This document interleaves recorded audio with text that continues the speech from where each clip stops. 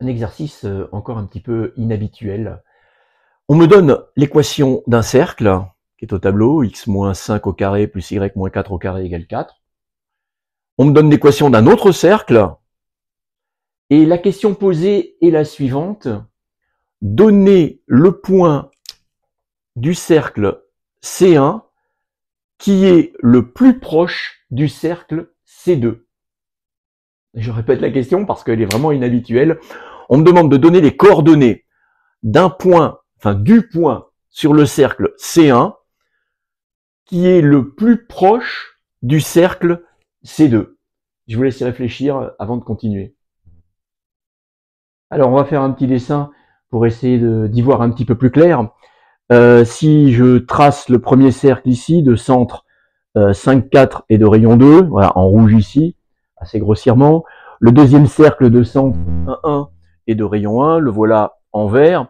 On se rend compte que le point de C1 le plus proche de C2, ça va être celui-là, c'est-à-dire celui qui va se trouver à l'intersection du cercle C1 et de la droite qui passe par les deux centres des deux cercles.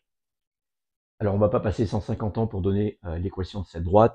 Cette droite a pour équation y égale ax plus b. Le coefficient directeur, c'est la variation des y sur la variation des x, c'est-à-dire 4 moins 1, 3, variation des y, et variation des x, 5 moins 1, 4.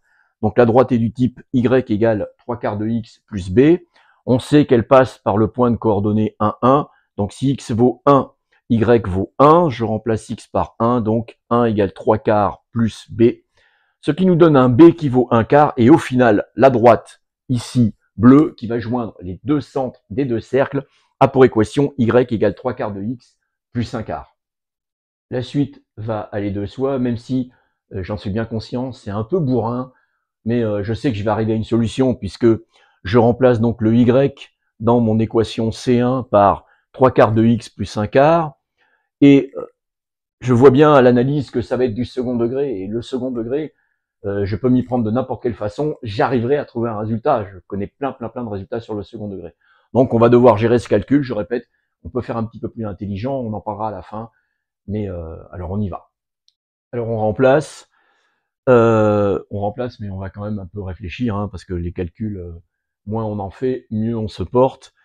Donc j'ai remplacé, j'arrange un peu, 1 quart moins 4, ça fait 15 quarts, et là on remarque qu'on peut mettre 3 quarts en facteur, ça s'arrange très bien, et si on met 3 quarts en facteur, on retrouve le même facteur x moins 5 qui apparaît deux fois.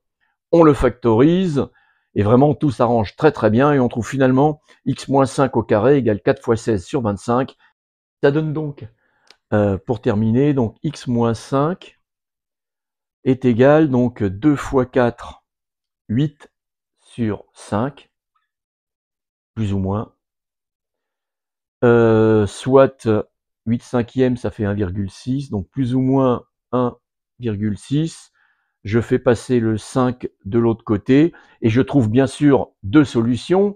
Ça va être le x qui est ici, bien entendu, et celui qui est là, donc celui qui est tout à droite, et celui qui est plus à gauche. Donc moi, le x qui m'intéresse, c'est celui qui est le plus à gauche, soit 5 moins 1,6, 3,4. Après un tout petit calcul rapide, on trouve donc que x vaut 3,4, soit 17 cinquièmes. Je remplace la valeur de x dans l'équation de la droite et j'obtiens 14 cinquièmes, soit 2,8.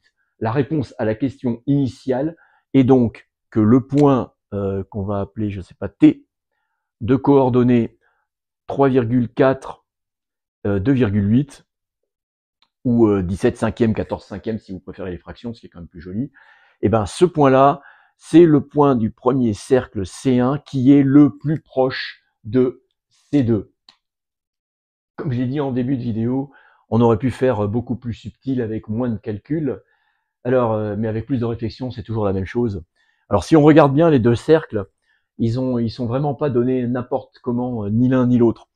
Si on regarde, je regarde la distance entre les deux centres, eh bien, on a un triangle rectangle très classique, très connu. Un côté vaut 4, l'autre côté vaut 3.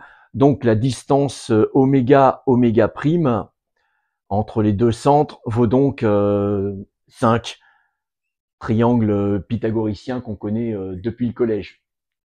Alors, essayons de voir comment on peut raisonner. C'est pas un raisonnement habituel dans le système français. Donc le vecteur oméga, oméga prime, ce vecteur, il a pour coordonnées moins 4, moins 3.